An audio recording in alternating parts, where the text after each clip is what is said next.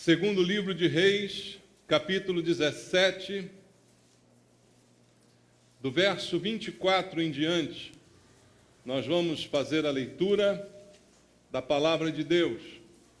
Segundo Reis 17, a partir do versículo 24, a palavra de Deus diz: o rei da Síria trouxe gente de Babilônia, de Cuta, de Ava, de Amate, de Sefarvaim, e a fez habitar nas cidades de Samaria, em lugar dos filhos de Israel. Tomaram posse de Samaria e habitaram nas suas cidades. A princípio, quando passaram a habitar ali, não temeram o Senhor. Então mandou o Senhor para o meio deles leões, os quais mataram alguns do povo. Pelo que se disse ao rei da Síria: as gentes que transportastes e fizestes habitar nas cidades de Samaria não sabem a maneira de servir o Deus da terra. Por isso enviou ele leões para o meio delas, os quais as matam, porque não sabem como servir o Deus da terra. Então o rei da Síria mandou dizer: levai para lá um dos sacerdotes que de lá trouxestes, que ele vá e lá habite e lhes ensine a maneira de servir o Deus da terra. Foi, pois, um dos sacerdotes que haviam levado de Samaria e habitou em Betel, e lhes ensinava como deviam temer o Senhor. Porém, cada nação fez ainda os seus próprios deuses nas cidades em que habitava, e os puseram nos santuários dos altos que os samaritanos tinham feito. Os de Babilônia fizeram Sucote e Benote, os de Cuta fizeram Nergal, os de Amate fizeram Azima, os aveus fizeram Nibais e Tartaque, e os sefarvitas queimavam seus filhos a Adrameleque e a Anameleque, deuses de Sefarvaim. Mas temiam também ao Senhor. Dentre os do povo constituíram sacerdotes nos lugares altos, os quais oficiavam a favor deles nos santuários dos altos, de maneira que temiam o Senhor e, ao mesmo tempo, serviam os seus próprios deuses, segundo o costume das nações dentre as quais tinham sido transportados. Até ao dia de hoje, fazem segundo os antigos costumes. Não temem o Senhor, não fazem segundo os seus estatutos e juízos, nem segundo a lei e o mandamento que o Senhor prescreveu aos filhos de Jacó, a quem deu o nome de Israel.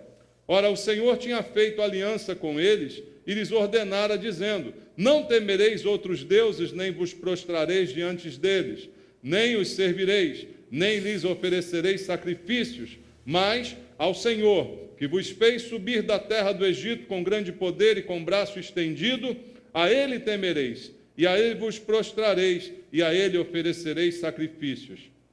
Os estatutos e os juízos, a lei e o mandamento que ele vos escreveu, tereis cuidado de os observar todos os dias. Não temereis outros deuses. Da aliança que fiz convosco, não vos esquecereis, nem temereis outros deuses. Mas ao Senhor vosso Deus temereis, a ele, e ele vos livrará das mãos de todos os vossos inimigos. Porém eles não deram ouvidos a isto, antes procederam segundo o seu antigo costume. Assim, estas nações temiam ao Senhor e serviam as suas próprias imagens de escultura, como fizeram seus pais. Assim fizeram também seus filhos e os filhos de seus filhos até o dia de hoje. Amém. Senhor, nos ensina através da Tua palavra esta noite. Fala ao nosso coração aquilo que precisamos ouvir. Que a palavra venha a nós com poder, com graça, ministrada pelo Espírito Santo, para que seja produzida uma mudança na nossa vida, no nosso comportamento, no nosso procedimento. Só a Tua palavra tem este poder, e é por isso que chegamos neste lugar. Queremos ouvir a Tua voz, cultuar ao Senhor, entregando nossos ouvidos, abrindo nosso coração para receber a orientação da Tua palavra.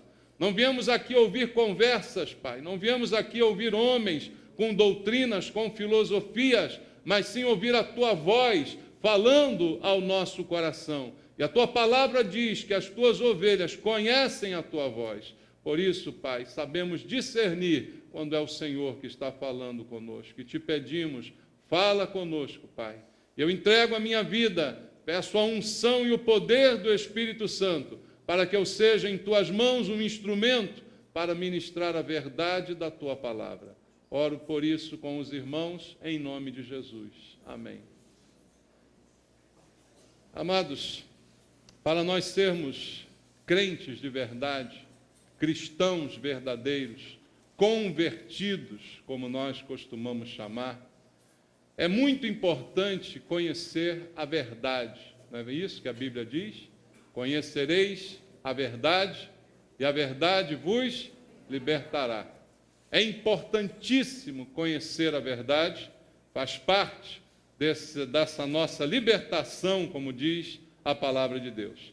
Mas tão importante, talvez, como conhecer a verdade, é também conhecer o erro, conhecer o engano, conhecer aquilo que é falso, para que eu saiba diferenciar muito bem o que é falso e o que é verdadeiro, para que não haja nenhum risco de eu confundir as coisas, de eu misturar o meu entendimento a respeito destas coisas que são tão opostas entre si.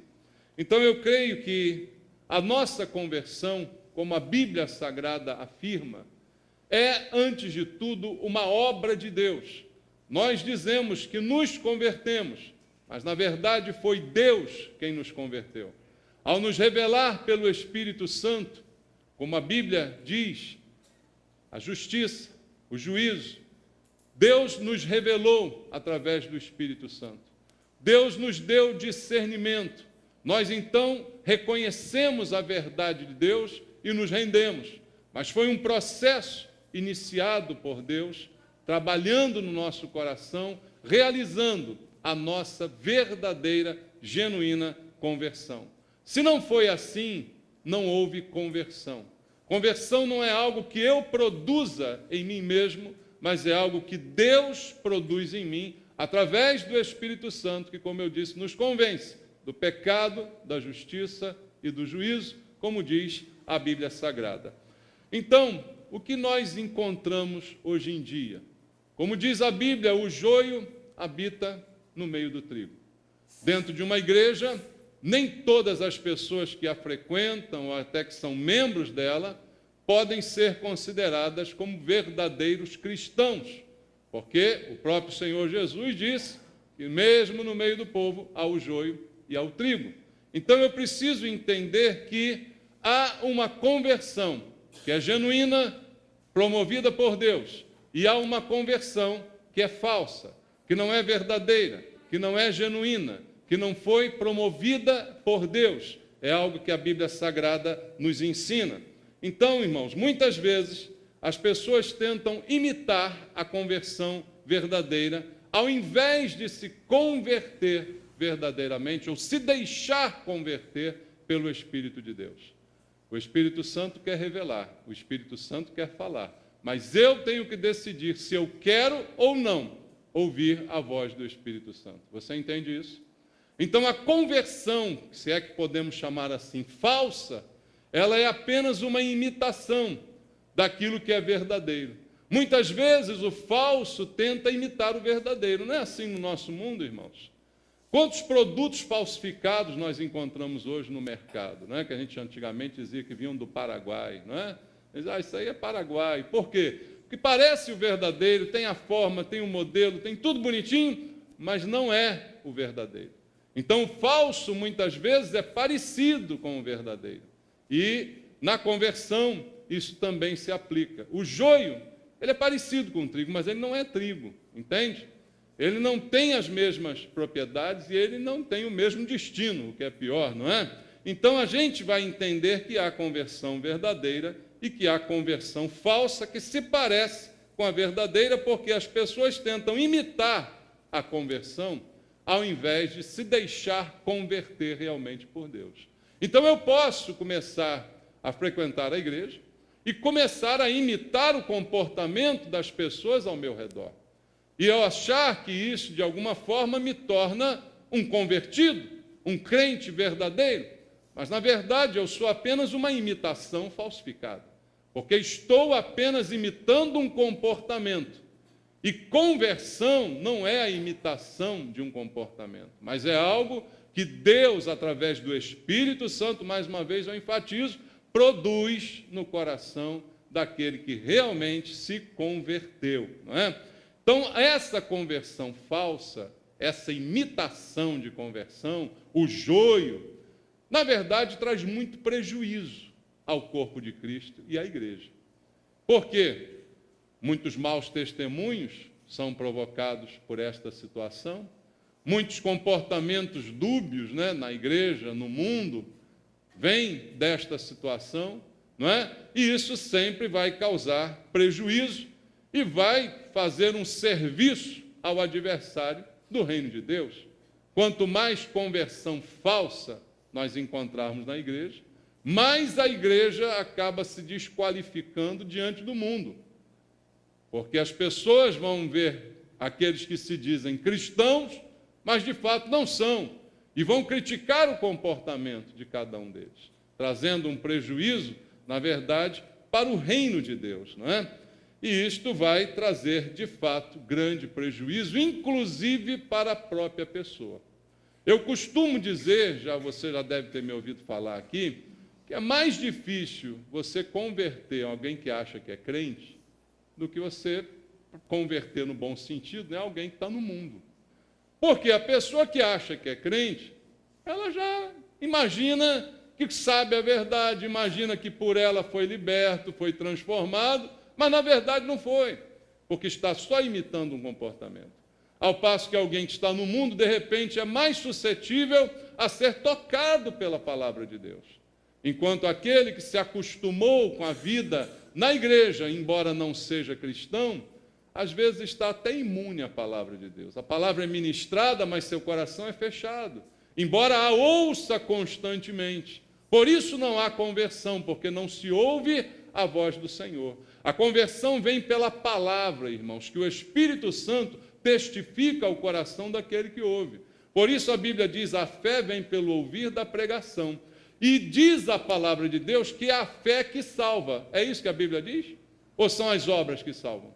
É a fé. E qual a origem da fé? O ouvir da pregação. Então não há conversão sem ouvir a palavra de Deus. Que o Espírito Santo testifica, diz que é verdade, convence a pessoa e a faz se render àquilo que ela está ouvindo, que é a palavra de Deus e não a palavra dos homens. Então a pessoa que não se converteu verdadeiramente, ela se fecha até em relação à palavra de Deus, embora a escute. Você pode escutar, você pode estar ouvindo, mas não está abrindo o coração. Então, ela não produz o efeito necessário. E o inimigo das nossas almas é o maior interessado em que isso aconteça. Porque, na verdade, o grande objetivo do diabo, a gente diz, é levar as pessoas para o inferno.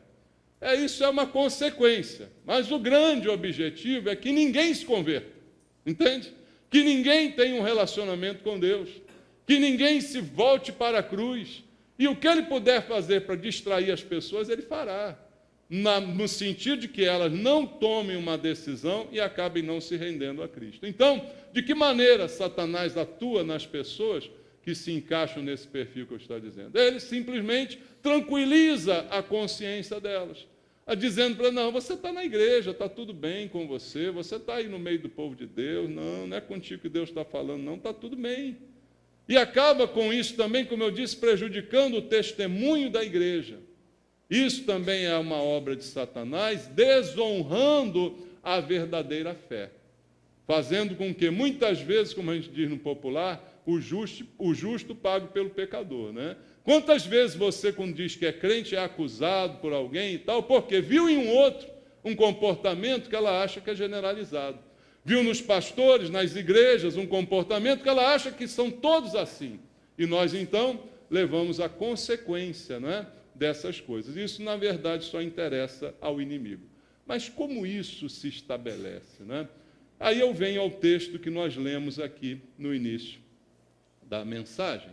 Esse texto ele se torna um exemplo de como essas coisas são produzidas na igreja, não é?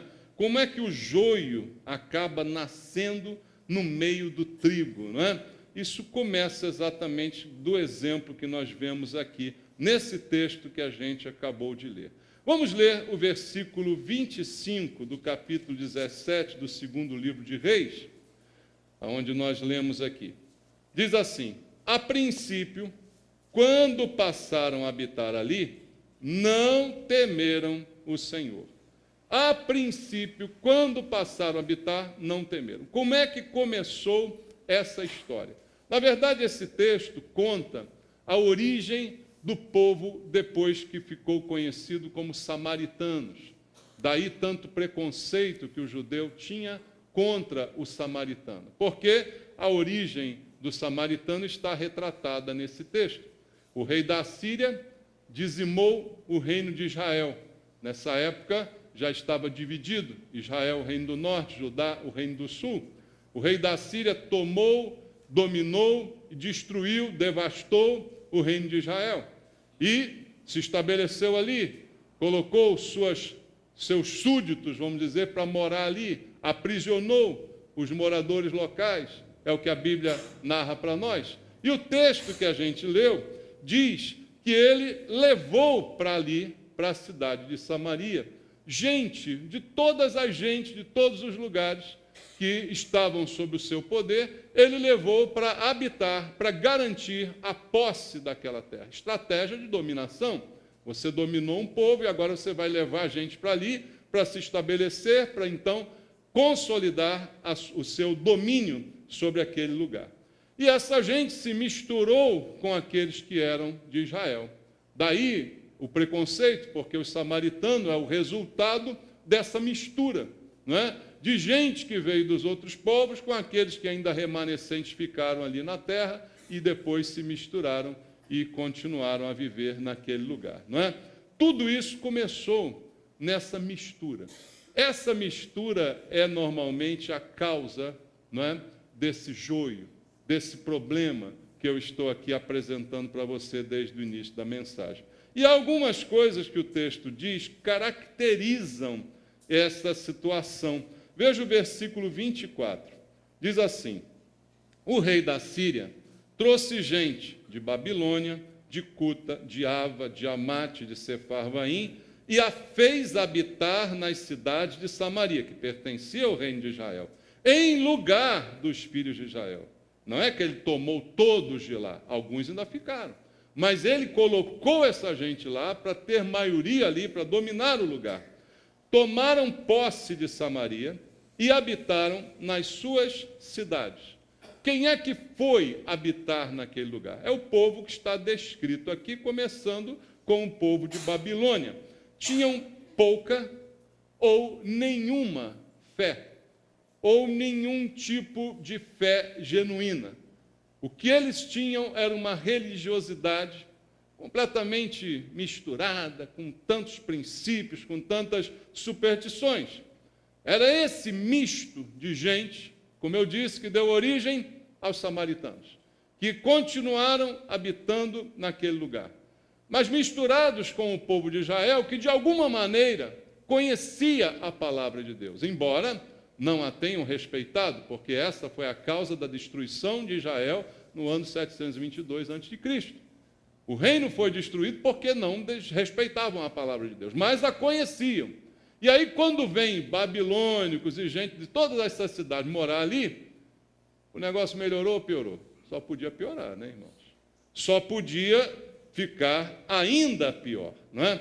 Então, esse é o povo que está habitando em Samaria, uma mistura de gente desses povos, com suas culturas, com suas religiões, e também de alguns poucos lá de Israel que ali permaneceram com o conhecimento bíblico que tinham, não é?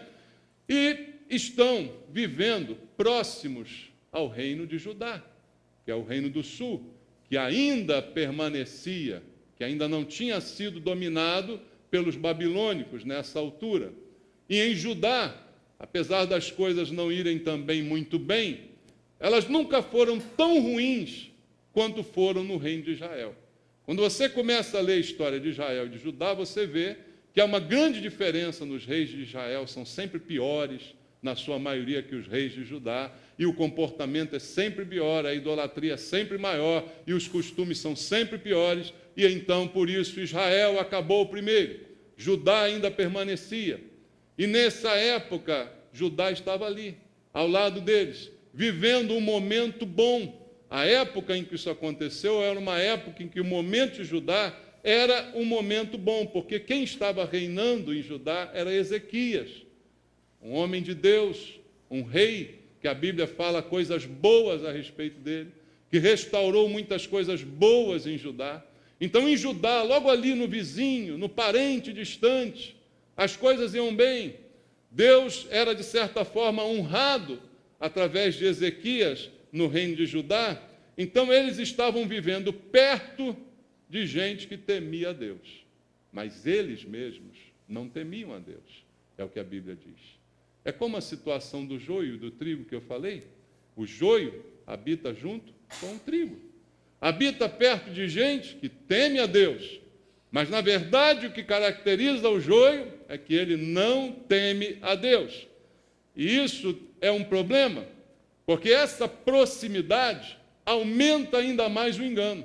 Foi como eu disse para você, a pessoa acha que ela é convertida, mas ela não é. Ela é enganada pela proximidade. Como eu estou perto de gente que teme a Deus, eu acabo pensando que eu também temo a Deus. E isso produz, na verdade, só um sentimento de religiosidade. Religiosidade é uma prática religiosa sem sentido, sem direção, sem conteúdo, sem entendimento. Eu pratico, eu venho, eu vou, eu contribuo, eu faço, mas eu não sei muito bem o que eu estou fazendo, porque eu faço tudo isso, talvez por superstição, talvez por medo de que alguma coisa dê errado, mas não por temor e respeito verdadeiro ao Deus verdadeiro. Então, Israel, perto de Judá, com gente desse tipo, tinha um sentimento de religiosidade, mas não tinha, de fato, um temor a Deus, como a Bíblia Sagrada diz aqui para nós. Então, qual o resultado dessa combinação de fatores? O versículo 33 resume para a gente, dizendo assim: de maneira que temiam o Senhor e, ao mesmo tempo, serviam aos seus próprios deuses, segundo o costume das nações dentre as quais tinham sido transportados. Esse é o resultado. O verso 33 dá o resultado. Temiam ao Senhor e, ao mesmo tempo, aos deuses das nações das quais eles vieram. O que você acha disso? Isso é possível? A Bíblia diz, eles temiam. A Bíblia não está afirmando, ela está narrando o que estava acontecendo. Na cabeça deles, no comportamento deles, algum temor eles tinham ao Deus verdadeiro. Mas, ao mesmo tempo, temiam a outros.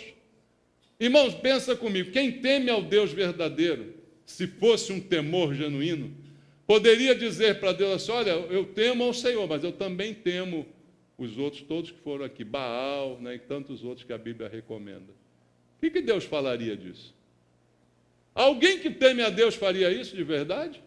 Teria a ousadia de dizer isso a Deus? Então, na verdade, é um temor falso, que não significa nada, que não tem sentido, que não tem coerência.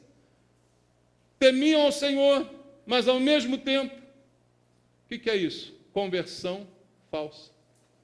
Conversão sem conteúdo, sem consistência. Eu temo ao Senhor porque eu frequento o templo, eu venho ao lugar sagrado, eu faço parte do culto, eu cumpro os rituais, eu faço o que me mandam fazer, se mandam sentar eu sento, se mandam levantar eu levanto, se mandam levantar a mão eu levanto, tudo eu faço. Mas ao mesmo tempo, eu tenho minhas mandingas lá fora também. Eu temo aos outros, eu tenho os meus patuais, eu tenho as minhas simpatias. É possível isso, irmãos? Possível é porque alguns o fazem, não é? Agora, coerente, não é. Perdoável também não é, não é? Então, a gente precisa pensar o que a Bíblia está aqui narrando para nós. Na verdade, todo o relacionamento dessas pessoas está baseado num temor, mas num temor cujo sentido é estritamente medo. Quando nós dizemos que tememos a Deus, isso significa que nós temos medo de Deus? No nosso entendimento, o nosso temor a Deus denota um respeito a Deus, uma reverência a Deus. Mas no sentido que aquelas pessoas entendiam, temor era de fato medo, O relacionamento tanto com Deus verdadeiro, quanto os deuses da história do passado deles, era um relacionamento de medo.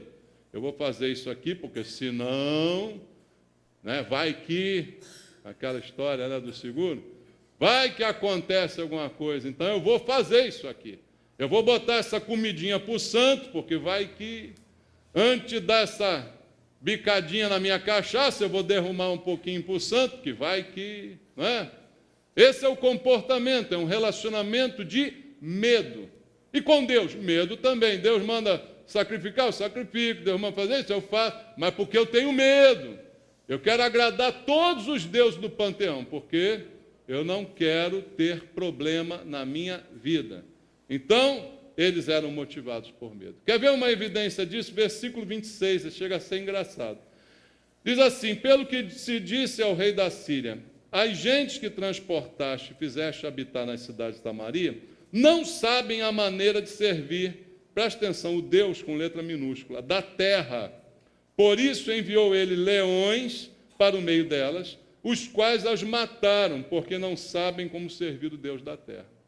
Aconteceu que Deus mandou um juízo ali, quando isso aconteceu. Mandou leões, os leões começaram a comer um monte de gente lá. Mas aí alguém chegou para o rei da Síria e disse: olha, a situação está esquisita lá. Você manda as pessoas para lá, os leões vão lá e comem. Está acontecendo uma coisa errada. Sabe por quê? Porque eles não sabem como temer ao Deus da terra. Tem que ensinar eles a fazerem algum patuá, alguma mandinga, para que esse leão não coma mais as pessoas. Será que era do imposto de renda? Não, não devia ser, né? Era um leão pior, né? Comia literalmente a pessoa. Então, eles falaram isso para o rei da Síria. Por quê? Estou com medo. O leão foi o evangelista deles, né? O leão foi lá e começou a devorar as pessoas. Então, ele disse: a gente tem que ensinar essas pessoas a temer o Deus da terra, Deus com letra minúscula, da terra, não do céu, não do universo, né? Não o Senhor. Essa era a imagem que ele tinha de Deus. É mais um Deus aí qualquer. Esse é da terra, tem um do sol, tem um da lua, tem um da água, tem... Né? Vamos ensinar, porque esse da terra é o que manda o leão. Então a gente tem que cuidar disso aí para que o leão não venha mais devorar ninguém aqui. Então eles são movidos pelo medo. E aí o medo inspira o rei da Síria, também um homem ímpio, a tomar uma providência. Irmão, vamos resolver esse negócio do leão aí, porque não está dando certo isso. Assim eu não vou conseguir estabelecer lá ninguém, porque está todo mundo sendo devorado. Qual a ideia dele? Brilhante. Então, versículo 27, o rei da Síria mandou dizer: levai para lá um dos sacerdotes que de lá trouxestes. Quando eles invadiram, como eu disse, levaram muitos como prisioneiros, inclusive os sacerdotes, levaram para a Síria. Então ele diz: vamos devolver um sacerdote desse, que vocês mesmo tiraram de lá, que ele vá lá, que ele habite lá e que ele ensine, porque o sacerdote tem que ensinar, a maneira certa de servir, não é, o Deus da terra. Foi, pois, um dos sacerdotes que haviam levado de Samaria e habitou em Betel, e lhes ensinava como deviam temer ao Senhor. Esse sacerdote, eu acho que não fez um bom trabalho. Concorda comigo? Ele não ensinou direito. Senão não tinha o versículo 33, né? Se ele ensinasse direito, não tinha o verso 33, que diz o quê? Temiam ao Senhor e, ao mesmo tempo, os deuses da terra. Mandaram esse sacerdote para lá. Mas por que ele não ensinou direito? Porque de onde veio esse sacerdote? Do próprio Israel. Israel estava uma bagunça quando foi invadido pela Síria, e por isso foi invadido. Porque a fé estava toda corrompida. Então o sacerdote que para lá foi também era um doido, corrompido, igual tantos que a gente vê por aí hoje. Não é, irmãos? O que ele vai ensinar? O que vai sair da boca desse homem? Algum conteúdo verdadeiro, alguma coisa que realmente leve as pessoas para o caminho da verdade? Claro que não. Veja, o próprio livro, 2 Reis 17, versículo 16, olha o que diz aqui, 16 até o 18. Diz assim: olha a situação de Israel antes da tomada pela Síria. Desprezavam todos os mandamentos do Senhor seu Deus, e fizeram para si imagens de fundição, 2 bezerros, fizeram um poste ídolo, e adoraram todo o exército do céu, e serviram a Baal. também queimaram a seus filhos e as suas filhas como sacrifício. Deram-se à prática de adivinhações, criam em agouros, venderam-se para fazer o que era mal perante o Senhor, para o provocarem a ira. Pelo que o Senhor muito se indignou contra Israel e o afastou da sua presença, e nada mais ficou senão a tribo de Judá. Como era Israel antes de ser tomado pela Síria? Está aqui como ele era. Igualzinho como ficou Samaria depois, não mudou nada.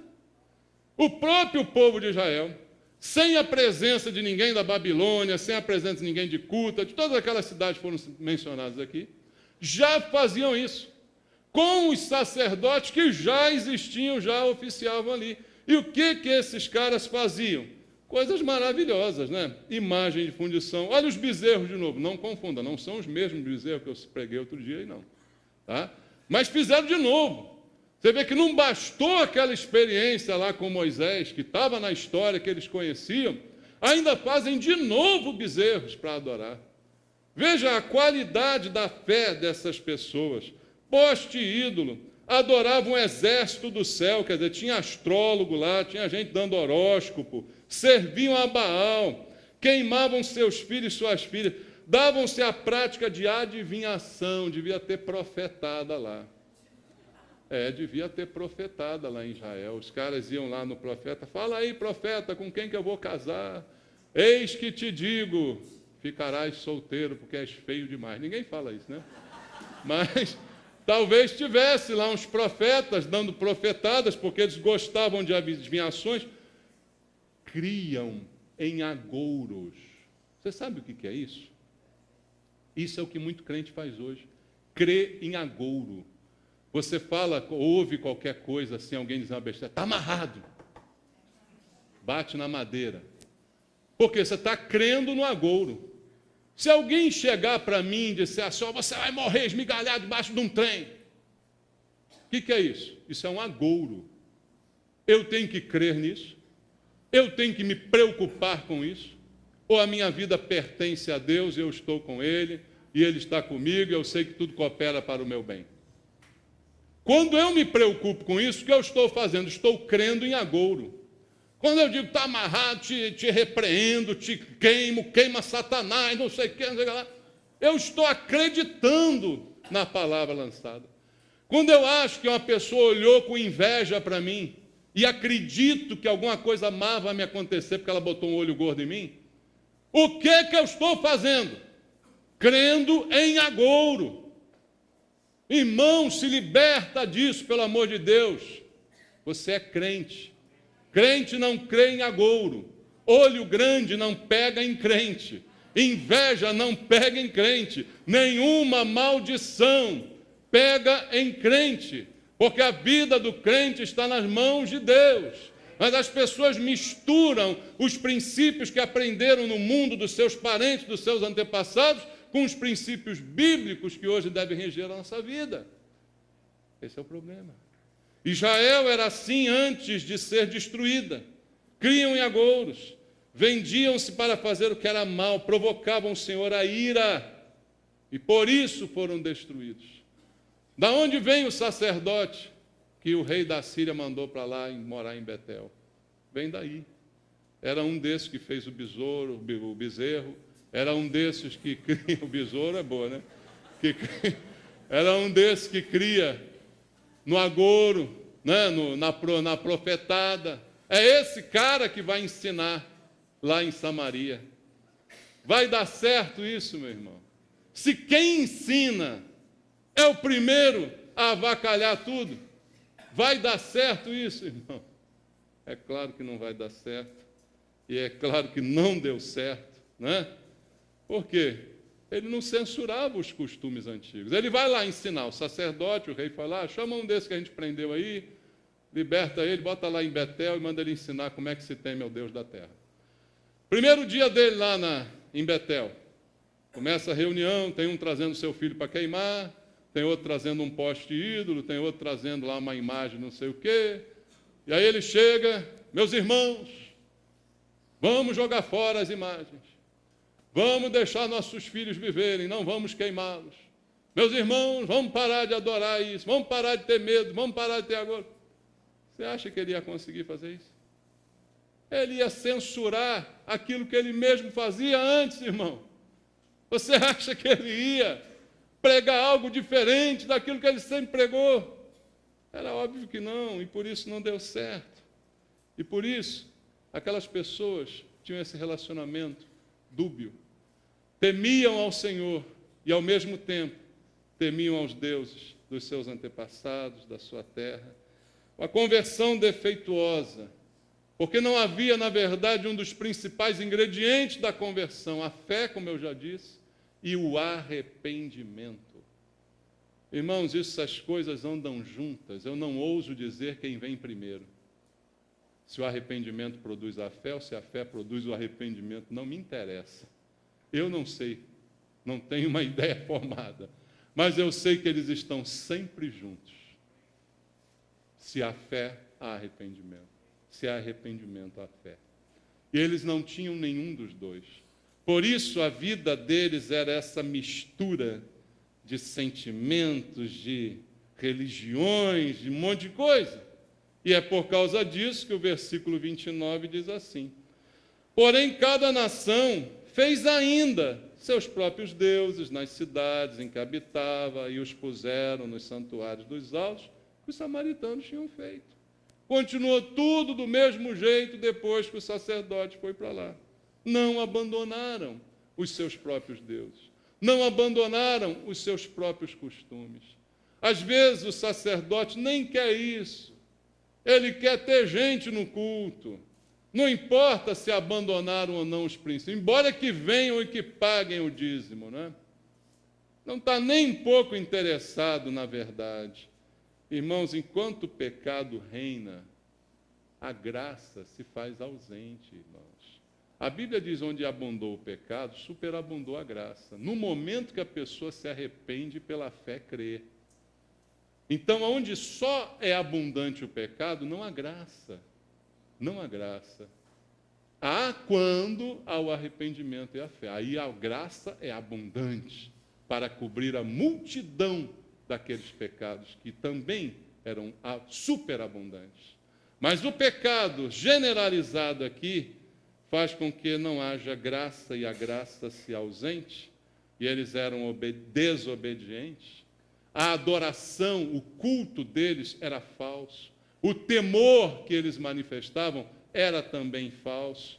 Um aparente temor, como diz o verso 33. Temiam ao Senhor. Mas, ao mesmo tempo, é possível isso, irmãos? Isso não é condizente com a verdade. E o verso 34, então, dá a verdadeira sentença. Até ao dia de hoje, fazem segundo os antigos costumes, não temem o Senhor, não fazem segundo os seus estatutos e juízos, nem segundo a lei e o mandamento que o Senhor prescreveu aos filhos de Jacó, a quem deu o nome de Israel. Qual a sentença do verso 34? Não temem a quem? Ao Senhor. O 33 narra como eles se sentiam. Não, nós tememos ao Senhor, mas ao mesmo tempo temos as nossas mandingas. O 34 mostra a verdade. Não temem ao Senhor. Eles pensam que temem, mas na verdade não temem. Então, esse é o verdadeiro estado deles. E esse, irmãos, é o verdadeiro estado, infelizmente, de muitas pessoas, que inclusive hoje estão nas igrejas, talvez como membros, talvez como frequentadores, talvez batizados ou não, estão aí, estão andando, estão vivendo, mas exatamente nesse tipo de situação, nesse tipo de circunstância. Eu chamo Deus de Senhor, mas Ele não é o único Senhor. Eu tenho outros senhores.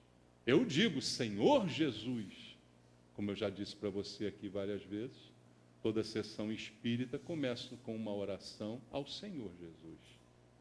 Não é? A entidade que o demônio baixava no meu pai dizia: louvado seja nosso Senhor Jesus Cristo. E todos repetiam: para sempre seja louvado.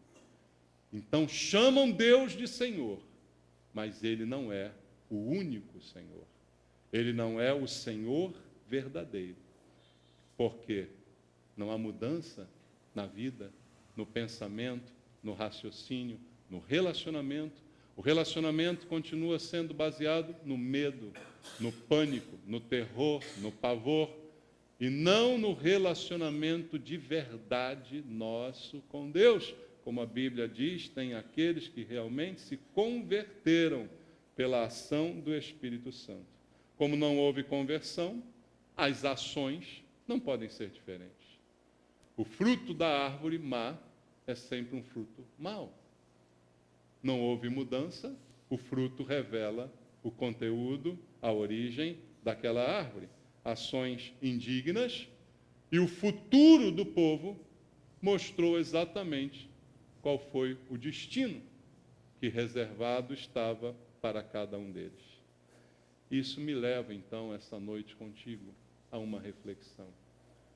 Por que Deus está nos falando isso essa noite, irmãos? Por que nós chegamos à igreja para ouvir essa palavra? Porque a gente precisa consultar o coração, avaliar a qualidade da nossa fé, a qualidade do nosso relacionamento com Deus. Será que ainda estamos cheios de superstições? Será que ainda estamos cheios de ações por medo? Fazendo, realizando, com medo de que algo pior aconteça? Crendo em agouros, como eu dei exemplos aqui, que talvez se encaixem a muitos dos que estão presentes? Isso Deus está nos dizendo, para que a gente avalie. Porque todas essas coisas são sintomas de uma falsa conversão. Uma conversão verdadeira, ela se caracteriza por algumas atitudes, irmãos. As pessoas que verdadeiramente se converteram, mesmo aquelas que eram idólatras, a primeira providência que elas tomaram foi quebrar todos os seus ídolos. Como eu preguei aqui semana passada, quando Moisés desceu do monte e encontrou o bezerro de ouro, qual a primeira providência de Moisés? Destruí-lo. Com ídolos não há negócio, não há acordo. Ídolos precisam ser destruídos. Os seus, tá? Não vai quebrar a imagem dos outros, não, por favor. Depois o pastor mandou lá. Os seus precisam ser destruídos. Não, mas eu estou guardando porque ele é valioso. Foi minha avó torta que me deu essa imagenzinha, né? Estou guardando porque, olha, vale um dinheiro. Ídolos têm que ser destruídos. Todo ídolo precisa ser quebrado. Não só os ídolos aparentes que nós podemos ver, como aqueles que se estabelecem dentro do nosso coração. Conversão verdadeira é caracterizada por essa destruição de ídolos. Pecado e ego precisam ser deixados de lado, precisam ser suplantados. O pecado precisa ser destruído. O ego precisa ser submetido a Jesus. Entende isso? Isso é parte da conversão verdadeira. E outra característica da conversão verdadeira é que há uma concentração. Concentração num único Deus. Como disse Jesus, não se pode servir a dois senhores, porque você ama um e despreza o outro, ou vice-versa. Então, conversão verdadeira mostra para nós que um único Deus pode ser adorado, temido, reverenciado. Só um, não há espaço para outro, não há espaço para mais nada. E o texto, para a gente terminar, diz assim, a partir do versículo 35. Ora, o Senhor tinha feito aliança com eles e lhes ordenara, veja, Deus deu uma ordem dizendo, não temereis outros deuses, nem vos prostrareis diante deles, nem os servireis, nem lhes oferecereis sacrifícios, mas ao Senhor, que vos fez subir da terra do Egito com grande poder e com braço estendido. A Ele temereis, a Ele vos prostrareis, a Ele oferecereis sacrifícios. Os estatutos e os juízos, a lei e o mandamento que Ele vos prescreveu, tereis cuidado de os observar todos os dias. Não temereis outros deuses. da aliança que fiz convosco. Não vos esquecereis, nem temereis outros deuses. Mas ao Senhor vosso Deus temereis, Ele vos livrará das mãos de todos os vossos inimigos. Viu quantas vezes Deus fala aqui de aliança? Quantas vezes Deus fala, repete a frase, não temereis outros deuses? Temos uma aliança com o Senhor. Ele é único na nossa vida. Não pode ter outro. Ele é a única razão da nossa vida. É nele que nós temos que centralizar, focar a nossa verdadeira adoração, a nossa conversão. O nosso relacionamento é com Ele. Amém, irmãos? Não há espaço para outro. Não há espaço para ídolos. Não há espaço para crendice. Não há espaço para superstição. Só um relacionamento baseado na graça, no amor, na justiça, na verdade do único Deus verdadeiro. Amém?